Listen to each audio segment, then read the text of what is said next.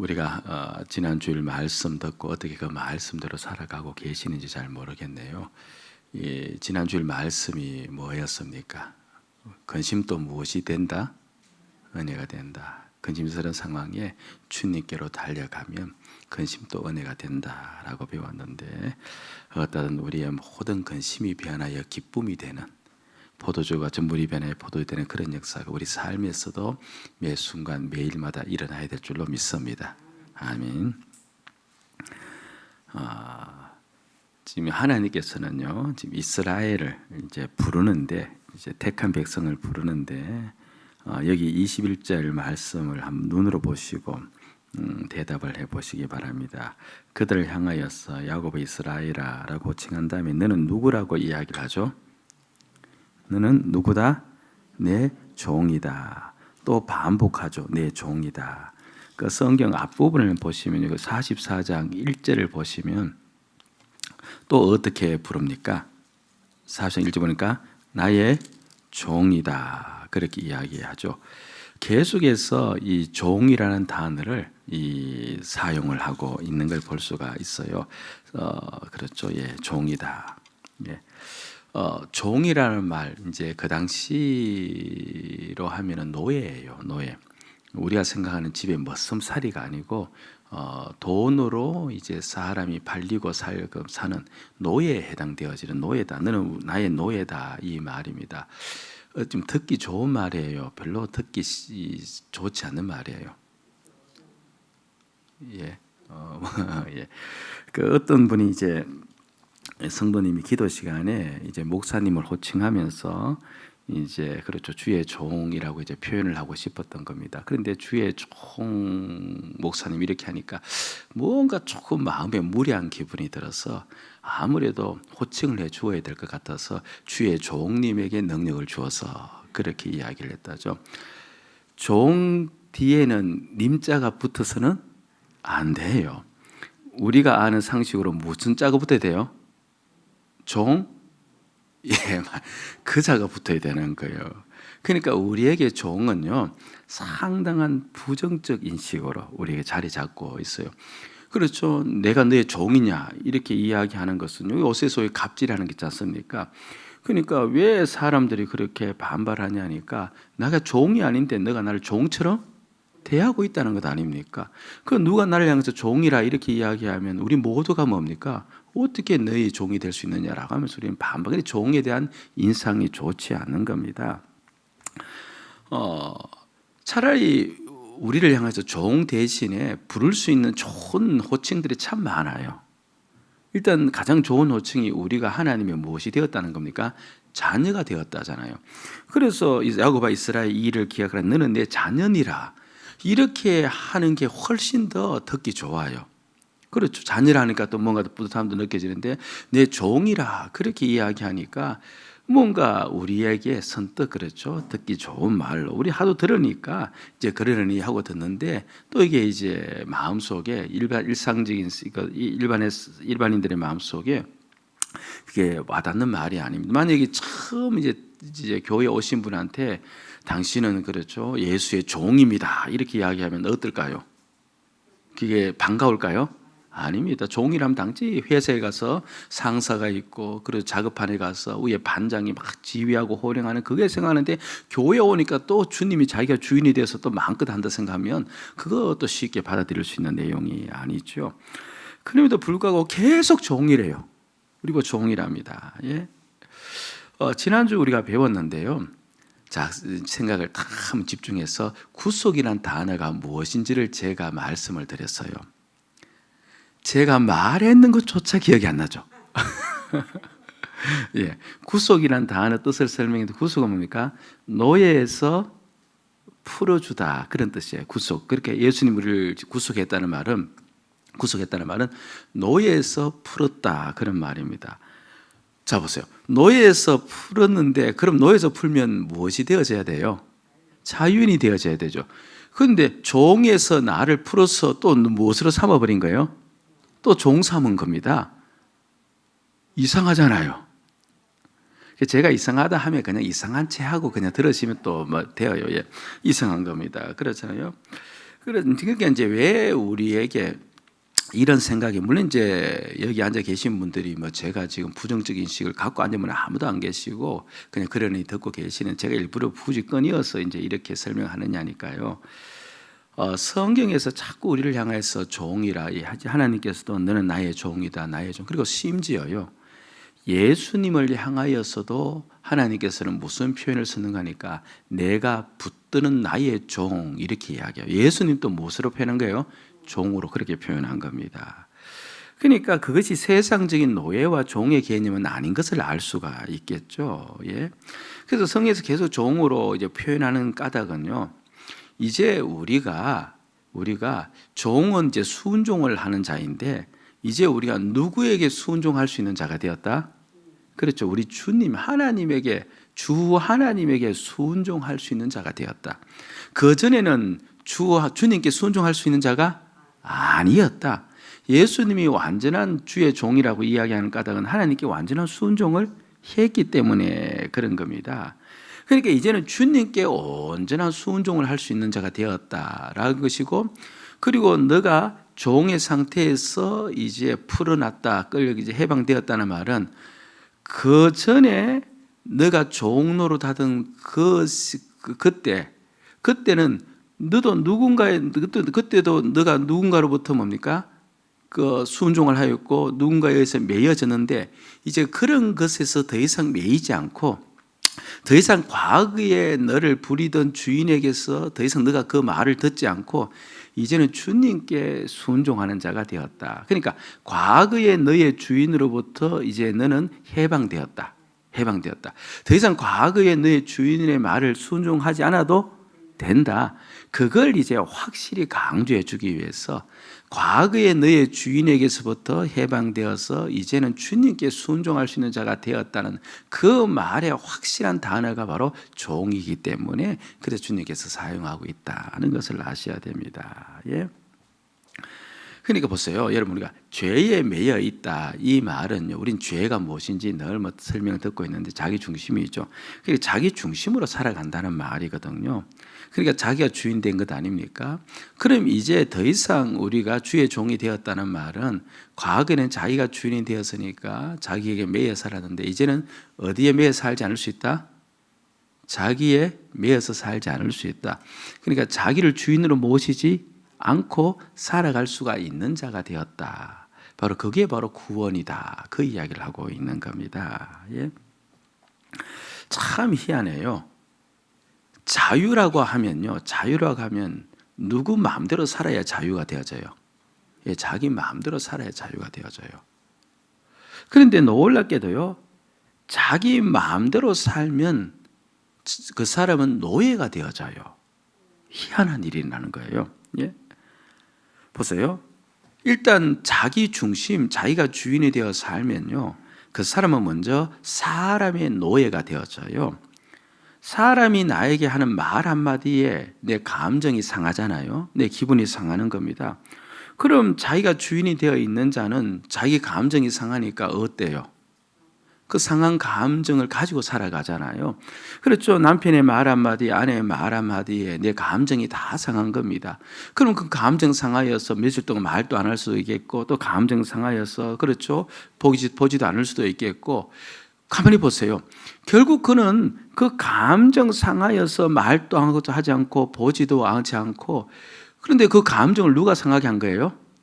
그 사람이 자신의 상하게 죠. 결국은 그 사람에 따라서 누가 움직이고 있는 겁니까?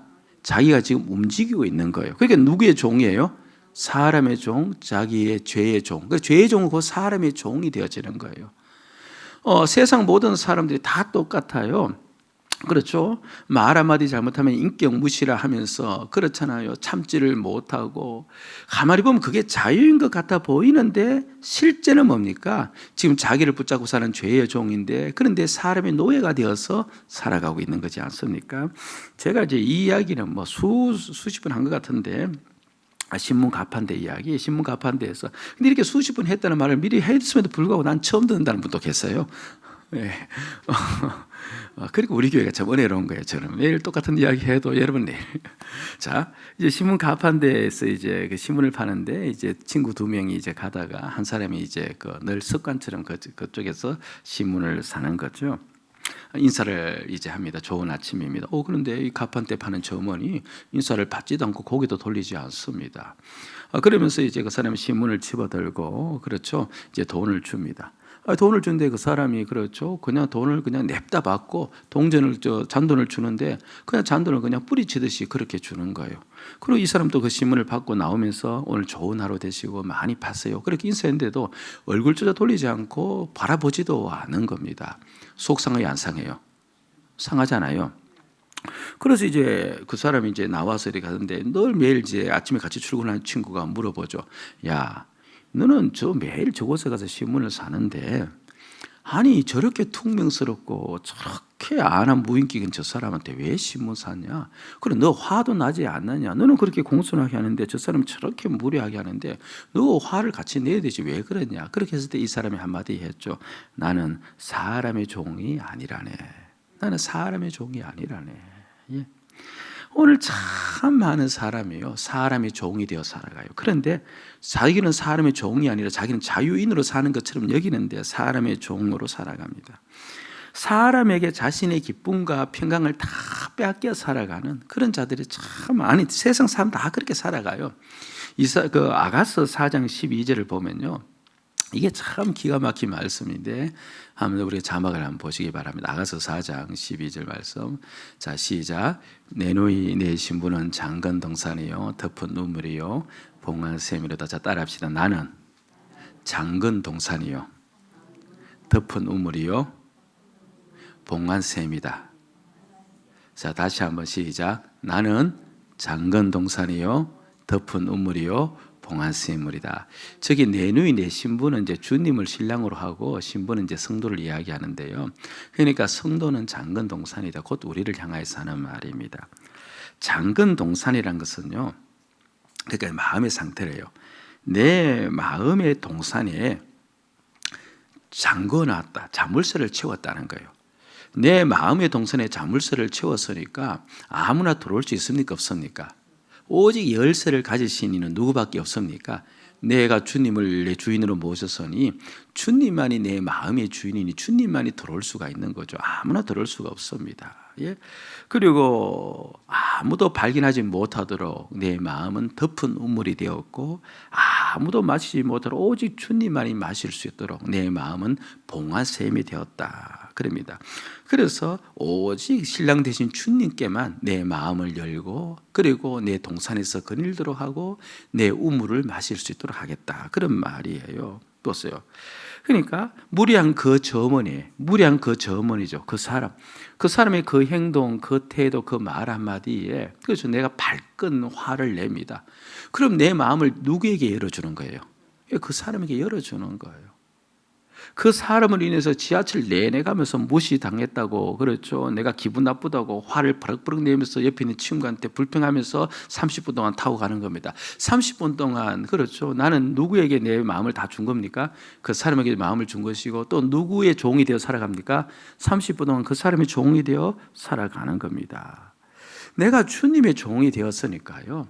나는 내 마음은 어느 누구에게도 빼앗길 수가 없는 겁니다. 오직 주님만이 내 마음을 가질 수 있는 분이에요. 세상 어떤 사람에게도 내 마음을 내어줄 수가 없는 겁니다. 네가 나한테 그렇게 해도 나는 너의 종이 아니다. 내가 너에 따라 움직이는 거 아니다. 너가 내 주인이 아니다. 내 주인은 주님이시다. 이걸 이제 인식시켜 주는 겁니다. 종이라는 개념이. 그러자 어떤 일이 일어나느냐니까요. 아가서 아까 읽었던 부분 그 다음 보면 4장 11절을 보면요. 4장 11절 한번 보여주시기 바랍니다. 보면 내 신부야 내 입술에는 꿀방울이 떨어지고 내 혀 밑에는 꿀과 젖이 있고 내 어부 향기는 레바논의 향기 같구나. 내 입술에는 꿀방울이 떨어지고 뭐 되게 어려운 것 같은데 쉬워요. 그렇게 무례하더라도 오늘 하루 많이 파세요. 오늘 하루 많이 파세요. 공손하게 그렇게 그 사람을 축복할 때 그 입에서 무엇이 떨어지는 거예요? 꿀방울이 떨어지는 거예요. 떨어지는 겁니다. 예? 그리고 그 심령에는요, 그 평안이 빼앗기질 않습니다. 아침에 주님께 기도하면서 오늘 하루 주님 나타내며 살게 해주시옵소서 기도하고 평안 가운데 왔는 평안이 그 사람의 말 한마디에 빼앗기지를 않아요. 그 사람은 계속 그대로 있는 겁니다. 그러면서 야고보서 4장, 아가서 4장 13절에는요 이렇게 곧이어서 이야기를 합니다. 내게서 나는 것은 석류나무와 각종 아름다운 과수와 고베라와 나도풀과, 석류나무는 알겠는데 다른 건 제가 모르겠어요. 그런데 여하튼 그에게서 그렇죠, 향기가 나오는 아름다운 열매가 맺히는, 내가 그렇게 살 때 나를 통하여서 사람이 살아나요. 나도 살 뿐 아니라 가정도 살아나요. 한 사람입니다. 여러분들이요, 내가 오직 주의 종임을 알고 주님만이 내 마음에 들어올 수 있는 분임을 알고 나는 사람의 노예가 아님을 깨닫고 그렇게 살아갈 때요, 내 심령 속에 하늘 평강이 유지가 되어요. 아멘. 네. 내 영혼의 걷기 깊은 데서 맑은 가락이 흘러나네.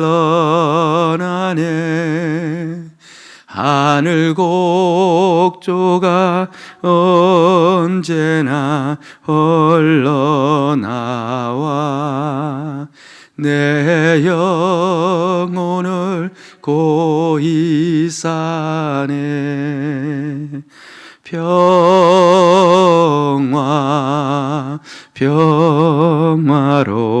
평화로다. 하늘 위에서 내려오네.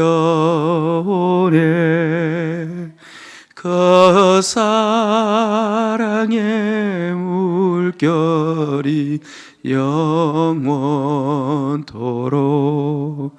내 영혼을 덮으소서. 나는 예수 그리스도의 종이지 사람의 종이 아니다. 여러분들이요, 사실 얼마나 나를 섭섭하게 해주는 사람이 많아요. 근데 가장 섭섭하게 해주는 사람이 멀리 있어요? 가까이 있어요? 가까이 있어요. 그렇죠? 가까이 있어도 이만저만 가까이 있는 게 아니에요. 흥이나 가까운 사람이, 그렇죠, 그 사람들로부터 우리가 섭섭함을 당하고 힘들어할 때 그때마다 똑같이 외치셔야 됩니다. 나는 사람의 종이 아니다. 나는 주님의 종이다. 이러다가 나만 손해보면 어떡하는가. 그런 나는 죽었다 외치고 그렇게 살 때 바로 내 안에 생명이 흘러요. 주님이 살아나시고 그렇게 살아가는 그 삶을 통하여서 내 삶 속에, 그리고 내 영역 속에 각종 아름다운 실과가 맺히는 역사가 일어납니다. 아멘. 예. 어떤 또 사람은요, 환경의 종이 되어서 살아가요. 극한 직업이 있지 않습니까? EBS 강그 하는데 이제 그 중에서 옛날에 이제 방영을 했던 모양인데요. 그 고기잡이 배에 이제 같이 동승을 해서 3일 동안 4일 동안 함께 이제 배 타는 사람들, 그 사람들이 이제 삶의 일상을 이제 취재를 해서 방영을 한 적이 있어요. 참 고대도구만요. 어부들이 그냥 밤낮으로 그냥 그물 내리고 그물 던지고, 그렇죠, 그물 거두고 그 일을 반복하던데, 뭐 갈치잡이였선 또 그렇게 해줬고, 고등어잡이였선, 병어잡이였선, 오중어잡이였선, 여러 이제 어선을 타고 이제 그 장면을 다 촬영을 했어요. 그런데 이제 어떤 어선의 사람들이든 간에요, 한 가지 공통점이 있더구만요. 모든 배에 탄 사람들의 한 가지 공통점.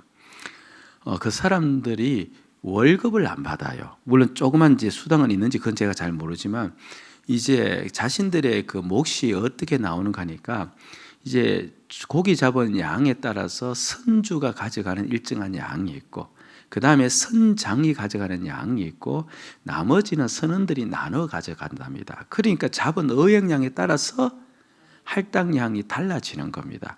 이제 그물을 하루에 이제 많이 내리는, 그렇죠, 팀들은 뭐 수도시 내리고, 또는 하루에 밀물 설물 따라서 2번 내리는 그런 팀도 있고, 여러 이제 고기잡이 형태가 있는데, 근데 공통점이 뭐냐니까 이들의 얼굴 표정이에요. 얼굴 표정이 어느 누구는 할 것 없이 어장이라고 이야기하더구만요. 어장이 걷어질 때 그물이 올라올 때마다 달라요. 그러니까 어영양이 자기 수입하고 직결되어지니까 그 고기가 많이 들면 그렇게 기뻐하고 고기가 적게 들면 뭡니까? 힘들어하고. 근데 한 번 적게 들으면 괜찮아요. 근데 두 번 반복해서 적게 들고 지금 집에 돌아갈 시간이 다 되었는데도 적게 들면 어떡합니까? 이제 그들의 얼굴이 완전히 굳어서 서로 간의 신경이 날카로워지고 예민하게 되어지고 선장도 그들 잘 건드리지 못하고 그래서 아주 불편한 관계 속으로 들어가는 그것을 보았습니다. 우리는요, 뭐 그거 당연하지 않습니까? 수입이 많고 적으면 그거에 따라 사람 기분이 달라지는데, 그런데 보세요. 그것도요, 사실은 그렇죠. 환경이 지금 나에게 무엇이 되어 있는 거예요? 주인이 되어 있는 거예요. 주인이 되어 있는 겁니다. 예수님께서 십자가로 인하여서 이제 십자가 지시기 위해서 이제 얼마 후면 이제 돌아가시는 그 길을 걸으면서 제자들에게 내가 이제 죽는다 이야기하니까 제자들에게 이제 비상이 걸린 겁니다. 아니 주님께서 우리 노후 대책도 안 세워놓고 죽으면 어떡하느냐는 거예요. 그래서 아이고 주님 이거 지금 말이 됩니까? 지금 돌아가시면 갑작스럽게 돌아가시면 어떡합니까? 지금 모든 걸 우린 다 버리고 주님을 따라 나섰는데 주님이 우리 살 대책을 좀 마련해놓고 돌아가셔야지 지금 죽는다니 말이 됩니까? 하면서 얼굴에 근심을 막 띠고 있었습니다. 근데 그 주님 보니까 근심이 역력하게 드러나는 겁니다. 뭐 12명이 제 전부 다 그렇죠. 얼굴에 수심이 가득합니다. 그러니까 무슨 수심이에요? 먹고 사는 문제로 인해서. 그게 예수님 죽는 건 두 번째예요. 이게 지금 내가 지금 먹고 사는 게 예수님 때문에 먹고 살았는데 그 주님이 없어지니까 그렇죠. 주님이 돌아가서 너무 안타깝습니다. 이렇게 한 다음에 그다음 좀 해야 되는데 이 얼굴이 이제 수심이 가득. 그들을 보면서 그들을 보면 주님께서 하신 유명한 말씀이 있어요. 너희는 마음에 내가 너희 얼굴을 보니까 마음에 지금 뭘 하고 있다? 그래서 너희는 마음에 뭐 하지 말아라? 근심하지 말라. 하나님을 믿으니 또 나를 믿어라. 자, 그런 다음에 주님이 하신 말이 이제 요한복음 14장 2절인데요. 2절에 이렇게 이야기를 했어요. 이제 근심하지 말라라. 내 십자가 지러 간다. 그 이야기하면서 내 아버지 집에 거할 것이 많도다. 그렇지 않으면 너희에게 일러서리라. 내가 너희를 위하여 거처를 예비하려 가노니. 저 구절은 잘 보셔야 됩니다. 내가 너희를 위해서 거처를 예비하러 간다 하니까 이제 많은 분들은 주님께서 하늘나라에 가서 우리 살 집을 만들기 위해서 가시는가 보다. 역시 주님께서 이 땅에 목수의 아들로 오신 까닭이 거기에 있는가 보다. 사람들이 그렇게 설명해서 하는데 주님이 올라가서 그랬죠. 신앙생활 잘하는 사람에게 기와집 주고 초가집 짓기 위해서 저렇게 하는 것이 아니고 거처를 예비하러 간다 이 말인데, 저 거처는 하늘나라의 거처를 이야기하는 게 아니에요. 주님이 장차 우리와 함께 살기 위해서 이제 하늘나라로 간다는 겁니다. 그런데 예수님께서 어떤 그렇죠 예수님이 되어져야 되는 거니까 이 온 땅을 다스리는 만유의 주권자가 되어져야 되는 거예요. 만유의 주권자, 주 하나님이 되셔야 되는 겁니다. 그래서 하나님께서는 예수님을 부활시키시고 성천시키시어 자신의 오른편에 앉혀서 사도행전 2장을 보면요, 이제 하늘의 영상의 그림을 이제 베드로가 설교를 하는데 그때 성천하신 예수님에게 하나님께서 그렇죠, 너는 내 우편에 앉으라 하셨도다라는 구약의 말씀을 인용하면서 그 예수 그리스도에게 하나님이 가지고 있는 권능과 영광과 능력과 권세와 모든 것을 그에게 다 주시는 그와 같은 모습을 보여주어요. 하나님의 정권을 주는 겁니다. 내가 이 모든 인류 만물을 다스리는 내가 주였는데 이제부터 누가 이 모든 세상을 다스린다? 바로 예수 그리스도 주님이 원래 다스렸지만서도 그 모습을 통하여서 이제 확인시켜 줍니다. 바로 예수 그리스도가 이제 만유의 주권자이다. 이 모든 만물을 움직이시는 분이시다는 것을 확인시켜 주는 거예요. 그래서 만물을 다스리는 그 주권자가 그 다음에 이제 14장 3절 보면요, 요한복음 14장 3절 보면 벌써 가서 너희를 위하여 거처를 예비하면, 내가 그래서 만유의 주가 되어지면은 내가 어디로 와서 다시 와서 내가 너희 안에 와서 너희를 내게로 영접하여 나 있는 곳에 너희도 있게. 그래 주님께서 어디에 사시겠다는 거예요? 하늘에 사시는 것이 아니라 내 안에 나와 함께 사시겠다. 그래서 물론 주의 영이 성령을 우리 안에 주시는 말씀을 하고 하는데, 그래서 주의 영이 성령을 우리에게 주어서 나와 함께 살도록 하겠다. 여러분 무슨 말씀입니까? 내 안에 계시는 나의 주님은 모든 만물을 움직이시는 주권자이잖아요. 그 주님을 바라볼 때 우리가 조금 좋은 일이 생기고 조금 나쁜 일이 생겼다고 해서 그 환경에 좌우될까? 그분이 만유의 주권자인 줄 알면 오늘 나에게 힘든 일 생겨도 힘든 일도 나에게 유익이 될 줄로 믿을 수 있겠고, 그렇죠. 나에게 좋은 일 생기면 나에게 또 주님 주신 의미가 있을 수 있겠고, 그 주님으로 인하여서 우리에게는 변하지 않는 마음의 은혜가 있는 거예요. 환경이 조금 나빠졌다고 해서, 그렇죠, 내 심령에 한숨만 가득 차서 낙담하며 사는 것, 그 환경의 노예가 되어서, 죄의 노예가 되어서 사는 삶에 불과한 겁니다. 그 삶 살지 않으려고, 그 삶 살지 말게 하려고 우리 주님께서는 그곳에서 우리를 건져내어서 누구의 종으로 삼은 거예요? 주의 종으로. 주님 바라보며 이제 그 모든 죄의 종으로 하지 말고 오직 주님으로 인하여서 감사와 감격의 삶을 살도록 하기 위해서 그렇게 불러낸 겁니다.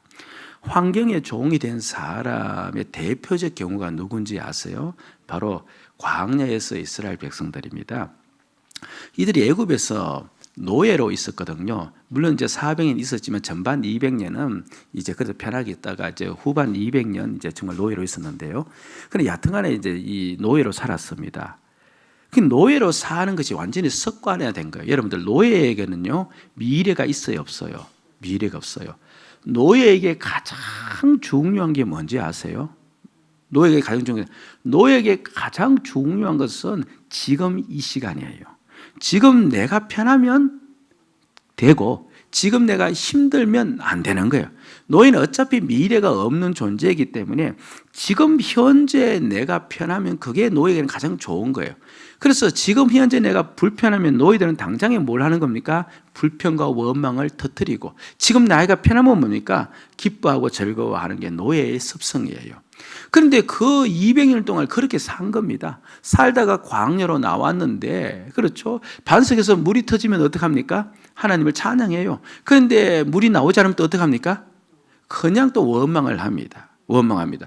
그러니까 순간순간 힘들면 그냥 폭발시키고, 그냥 편안하면 또 찬양하고 무슨 습성이 몸에 배인 거예요? 노예 습성이 몸에 배인 겁니다. 황징의 노예로 살아가는 그들의 모습을 보는 겁니다. 여러분들이요, 그 사람이 진정 주님의 종으로 살아가는지는요, 힘들고 어려운 일 다가왔을 때 그 사람이 어떻게 살아가는지를 보면 알아요. 평안할 때는 사실 모릅니다. 누구든지 평안할 때는 다 주님을 찬양할 수가 있어요. 그러나 어려운 일이 다가왔을 때 진정으로 주님을 찬양하며 나가는 자는 또 그리 많지 않지 않습니까? 왜? 그게 주의 종이니까. 예. 그러니까 이렇게 세상 사람들은 전부 다 환경에 걸려 살아갑니다. 보세요, 지금. 그렇죠. 뭐 전세 그 국가 정책에 의해서 뭐 임차인 임대인입니까? 그것 때문에 지금 뭐 온통 지금 불을 질러 놨습니다. 데모도 하면서, 그렇죠. 그 사람 나쁘다 좋다 제가 그 이야기 하는 것이 아니라 그냥 환경에 따라서 그냥 모든 게 설립니다. 감정의 격발과 폭발. 물론 잘못된 것은 고치려고 해야 돼요. 고치려고 했는데 그것을 그저 다른 사람 죽이자, 다른 사람을 화내면서 욕하면서 고치자는 건 없거든요. 그런데 전부 다 환경의 노예가 되어서 그래서 자기가 죄의 노예로 있는 거예요. 그러니까 환경에 끌려 살아가는 모습이 점점 더 많은데, 그런데 그들의 입장에서는 그게 자유라는 거예요. 그런데 믿음의 눈을 떠서 보니까 그 모두가 지금 다 죄의 종노릇 하고 있는 것입니다. 예? 어떤 분은요, 이거 한에 끌려 살아가요. 배우지 못한 한, 먹지 못한 한, 그렇죠, 입지 못한 한, 남에게 의심여겨서, 그렇죠, 그 살았던 그 한 두고 보자는 한이죠. 좋은 집에 살지 못하는 한, 자신의 아들 의사시키지 못한 한, 그렇죠, 좋은 남편 만나지 못한 한, 그렇게 되고 싶지 않은데 그렇게 되어서, 그렇죠, 그것 때문에 안타까운 한이 그 안에 뭉친 사람이 있습니다. 예? 어떤 사람은 또, 그렇죠, 이게 남편과 아내에 대해서도 한이 맺혔어요. 나는 좋은 남편 만나지 못해 이렇게 산다. 좋은 남편 만나지 못한 한, 좋은 아내 만나지 못한 한. 혹시 우리들 중에 그런 분 안 계세요? 빨리 회개하셔야 돼요. 그런데요, 이건데 한은요, 한편으로 보면 상당한 추진력을 가져요. 배우지 못한 한 때문에 자식에게 어떻게 합니까? 열심히 가르치려고 하지 않습니까? 가르치려고 하지. 그 추진력을 가져요.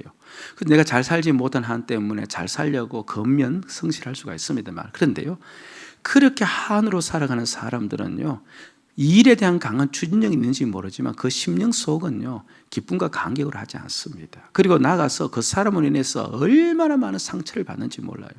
자식에게 그렇게 공부시키려고 하면서 자식에게 상처를 그렇게 줘요. 주죠. 그렇죠. 자식이 그 상처로 인해서 온 그렇죠. 마음이 심령이 병들 때가 얼마나 많이 있는지 몰라요. 점점 그런 세대가 더 되어져 가고 있는 겁니다. 그렇죠. 전부 다 죄의 종로로 타고 있는, 자기들은 지금 전부 다 자유인으로 살아가는 타는데 죄의 종로로, 그 같은 그 뭡니까? 그 한의 종로로 타고 있는 거죠. 어떤 분은 열등감에 매여서 살아가는 분은 계세요. 가난에 대한 열등감, 똑같죠. 뭐 배우지 못한 열등감, 얼굴에 대한 열등감들, 그렇죠. 뭐 키에 대한 열등감들, 그렇죠. 예. 그래서 누군가 그것을 터치하면요 폭발을 시켜버립니다.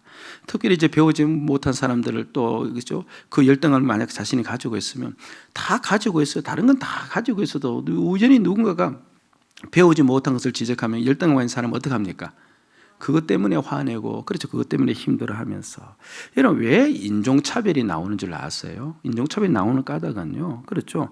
바로 이제 우월감에 또 끌려 살아가기 때문에 그래요. 내가 우월하다고 열등감의 반대 방향이지 않습니까?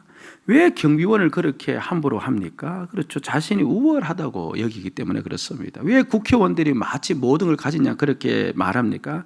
조금 권력이 뛰어나고 조금 많아지고 조금 뛰어난 것이 있으면요, 그게 자신의 우월감이거든요. 그 열등감 때문에 그렇게 하는 것이나 우월감 때문에 그렇게 하는 것이나 다 똑같은 겁니다. 그게 전부 다 그것에 매여서 종으로 타고 있는 겁니다. 그게 불쌍한 겁니다.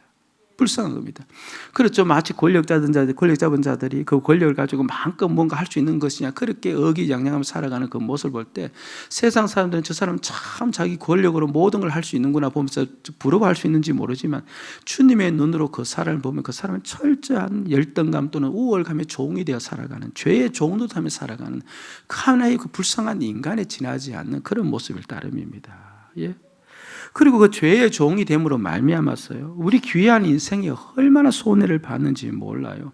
사람과 환경의 종로로 탐으로써 내가 내 삶의 목표를 붙잡고 최선을 다해야 될 그 시기에 그 사람과 환경에 매여서 내 시간을 다 빼앗겨 버립니다. 자신이 가지고 있는 능력과 자신이 가지고 있는 노력과 자신이 가지고 있는 자질이 최대한 드러날 수 있도록 그렇게 살아야 되는데, 근데 사람과 환경에 매여 있음으로 말미암아서 그쪽에 그 일 때문에 근심하며 살면서 결국 자신의 노력과 시간을 다 빼앗기고 사는 그런 일도 수없지 많죠. 그것 때문에 정작 해야 될 일도 하지 못하고 사는 그런 경우도 얼마나 많이 있습니까? 그것 때문에 내 삶의 성과를 거둘 수 없을 때도 참 많이 있습니다. 그리고 또 사람과 환경에 매여 있음으로 말미암아서 평강도 빼앗기고 기쁨도 빼앗기면서 그렇게 산 겁니다. 또 그것에 매여 있음으로 말미암아서 가정도 힘들어지고 자녀들도 힘들어지고, 그렇죠. 무엇보다 주님의 몸된 교회를 위해서 헌신해야 되는데 사람과 환경에 매여서 그곳에 있음으로 말미암아서 주님의 교회에 헌신도 하지 못하고 시간을 다 흘려보내는 그런 종한 사람들도 너무나 많이 있는 겁니다. 우리가요 거기에서 해방된 거예요. 그래서 우리를 누구의 종이라는 거예요? 주의 종. 그래서 우리 종이라는 말을 쓰는 겁니다. 이제 우리가요 자신을 더 이상 보지를 않는 겁니다. 저 사람을 위해서 내 마음이 상하였다. 그 상한 감정을 이제는 우리가 내 주인으로 삼지 않습니다. 저 사람을 주인으로 삼지 않습니다. 오직 나의 주인은, 환경이 이렇게 해도 나의 주인은 주님밖에 계시지 않기 때문에 주님만 바라봅니다. 주님만 바라보면 거기에서 소망이 생기는 겁니다. 한때 저는요 설교를 잘하면 사람들이 변화되는 줄 알았습니다. 여러분들도 그렇게 이제 여길 수 있는 사람이 있죠. 설교 잘하면 변화된다. 저는 그것이 전부 다 거짓이었음을 알았습니다. 예. 주님이 내 안에 살아계신 주님이 나타나지 않으면, 주님이 나타나지 않으면 어떤 사람도 변화될 수 없다는 것을 저는 깨달았습니다. 예. 그런데 이제 내 안에 계신 주님이 내 주인님이심을 내가 분명히 알고 그 주님을 바라봅니다. 그래서 소망이 생기는 겁니다. 이제는 설교를 통해서도 주님이 나타나시면 변화될 수가 있겠구나. 소망이 생기는 거죠. 그렇죠. 나는 남편을 변화시키지 못하지만 그러나 내 안에 계신 주님이 나타나면 남편이 변화됩니다. 매일매일이 흥미롭습니다. 매일매일이 기대가 되어집니다.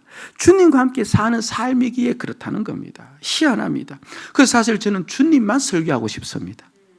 오직 주님만 이야기하고 싶습니다. 다른 어떤 이야기도 설교 시간에 하기를 싫을 정도입니다. 주님만 나타나면 모든 것이 정상으로 다 돌아온다는 것을 제가 알고 있기 때문에, 그래서 소망이 저에게 생겼고, 그리고 저에게도 이제 기대도 생기고, 그리고 나름대로 꿈도 생기는 겁니다.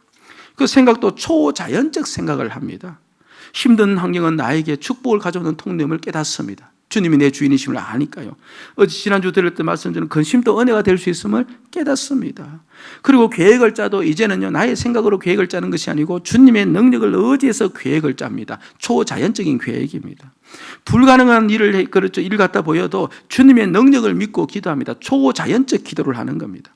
그러니까 내가 주님만 바라보고 살아가니까 초자연적 생각, 초자연적 계획, 초자연적 기도를 하게 되어지는 초자연적 삶을 살아가는 그런 삶이 나에게 펼쳐지더라는 겁니다. 그리고 나에게 그 죄의 종에서 해방시켜서 주의 종으로 만든 이 자유는요, 주님을 감사와 기쁨으로 섬기게 만드는 것을 보았습니다. 예배를 드려도 이제는 주 예수가 나의 분명한 주님이심을 알기 때문에 저는 그 주님을 높이려고 온 힘을 다 쏟습니다. 그리고 주님을 높이는 가운데 주님이 나의 주님이심을 더 깨달음으로 말미암아서 내가 더 주님을 더 영광스럽게 할 수 있다는 것도 깨닫습니다. 그렇죠, 예. 그리고 예수로 살기에, 내가 주님으로 살기에 이 교회를 섬기는 것도 이제 기쁨으로 섬길 수 있는 것을 깨달았습니다. 그렇죠. 제게 또 분명히 나타난 현상 중에 하나가 뭐냐니까 반드시 전도해야 된다는 겁니다. 왜 그렇습니까? 예수를 믿어야만 행복합니다. 예수를 믿어야만 가정도 사회도 전부 다 살아납니다.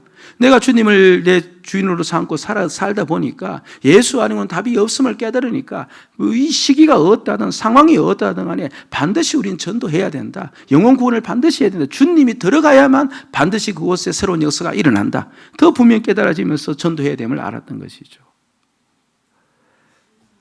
이 바벨론에 포로로 끌려간 이스라엘 백성들을 구원할 것을 예언했죠. 그리고 이루신 것은 계속해서 되는 주제인데, 하나님께서 온 천하의 모든 것을 다스리고 주관하신다는 것을 보여주기 위함이었습니다. 그러니까 미리 예언하고 그 말씀을 이룬 까닭은 하나님의 사랑과 역사와 시간과 모든 조건들을 전부 다 주관하시는 하나님은 어떤 분이시다? 만유의 주이시다. 만유의 주이시다. 그걸 이제 드러내기 위함이에요. 그러니까 하나님이 드러나는 것을 보고 무엇이 드러났다고 우리는 표현합니까? 하나님의 영광이 드러났다. 그러니까 하나님의 영광을 드러내기 위함이었습니다. 바벨론의 포로로 끌려가 있는 이스라엘 백성들을 미리 이렇게 예언해서 끄집어내어서 다시 본국으로 송환시키는 것은요, 무엇을 드러내기 위해서? 하나님의 영광, 하나님이 진정 모든 것의 주권자임을 드러내기 위해서라는 겁니다. 그렇죠? 그런데 바벨론에서 귀환은 우리의 예표가 되는 예시적 사건이라고 했는데 바로 세상에서의 우리의 구원을 염두에 둔 말씀이라고 했습니다. 그렇죠? 예. 여기 43장 23절 한번 봅시다. 23절 보세요. 22절은 내가 너를 구속하였음이라 그렇게 이야기한다면 28절 여호와께서 이 일을 행하셨다. 그러니까 오늘 나의 구원, 그렇죠. 바벨론에서 포로 귀환이 바로 하나님이 행하셨다면 오늘 내가 세상 가운데서 내가 예수 그리스도의 종이 되어진 것도 누가 이루셨다는 말이에요? 하나님이 이루신 겁니다. 여러분 보세요. 나를 죄에서 끌어내시기 위해서요. 똑같아요. 나를 죄에서 끌어내시기 위해서 바벨론에서 이스라엘 백성을 포로하기 위해서 하나님이 계획을 짜듯이 나를 죄에서 끌어내기 위해서 하나님께서는 예수 그리스도를 보내실 것을 계획하셨습니다. 그리고 예수 그리스도께서는 이 땅에 오셔서 나의 죄, 나를 대신해서 죽으셨습니다. 그리고 그 주를 나로 하여금 받아들이기 위해서 성령 하나님께서 내 안에 역사하셨습니다. 그러니까 내가 구원받은 것, 이 세상 가운데 구원받은 것은 전적으로 누가 하신 일입니까? 그렇죠. 우리 하나님이 하신 일. 우리 주님이 다 하신 일입니다. 하신 일입니다. 그렇죠. 주님께서 그 모든 일을 하셨는데 그 하신 까닭이 왜 주님이 다 하셨는가? 왜 바벨론에서 포로된 생활을, 그 포로된 자를 주님께서 예언하시고 주님께서 시간을 맞추시고 고레스란 대왕을 통하여서 그를 끄집어내겠다고 하시면서 끄집어낸, 왜 주님이 다 하셨는가? 주님이 주님이심을, 영광을 나타내기 위해서. 왜 오늘 내 모든 구원을 주님이 전부 다 이루어 놓으셨는가? 나는 아무것도 하지 않고 주님께서 전부 다 계획하시고 주관하시고 그리고 나를 믿게 하셔서 구원받게 하시는가? 누구를 높이기 위해서? 주님이 나를 통하여서 주님이심을 영광으로 드러나기 위해서. 바로 예수 그리스도가 만유의 주이시고 하나님이 진정 우리의 아버지심을 드러내기 위해서 그렇다는 겁니다. 그러니까 우리가 구원받은 자로서 늘 해야 될 일이 뭔가? 그 주를 바라보는 겁니다. 그 주를 찬송하는 겁니다. 주님은 위대하시다. 아멘. 바벨론에서 포로에서 돌아온 이스라엘 백성들의 입에서 떠나지 않는 게 뭡니까? 그 말씀대로 이루시는 그 모든 과정을 통해서 우리 주님이 정말 광대하시도다. 우리 주님이 정말 높으시도다. 이렇게 모든 역사와 시간과 전 세계를 움직여서 우리를 건져주신 우리 주님은 정말 찬양받으시기에 합당한 높은 분이시다. 그렇게 영광을 나타내기 위해서 하셨듯이 오늘 또 우리가 살아가면서 그 일을 하셔야 되는 겁니다.